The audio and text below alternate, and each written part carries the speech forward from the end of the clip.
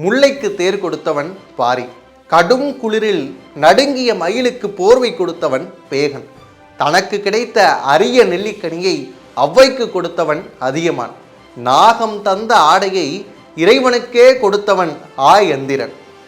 நாடி வந்தவருக்கெல்லாம் இல்லை என்று சொல்லாமல் பொருள் கொடுத்தவன் நள்ளி. குதிரைகளையும் தனக்கு கிடைத்த பொருளையெல்லாம் இரவலர்களுக்கு கொடுத்தவன் காரி. பாணர்களுக்கும் கூத்தர்களுக்கும் தன்னுடைய நாட்டையே கொடுத்தவன் வல்வில் ஓரி. இவர்களை எல்லாம் தான் கடையெழு வள்ளல்கள் என்று நாம் சொல்லிக் கொண்டிருக்கிறோம். இந்த 7 பேரும் சேர்ந்து இழுத்து சென்ற கொடை என்ற வண்டியை ஒற்றை ஆளாக இருந்து கொண்டு சென்ற ஒரு மன்னன் குறித்து சிறுபானாற்றுப்படையிலே குறிப்பிருக்கிறது. அந்த மன்னன் தான் நல்லிய கோடன்.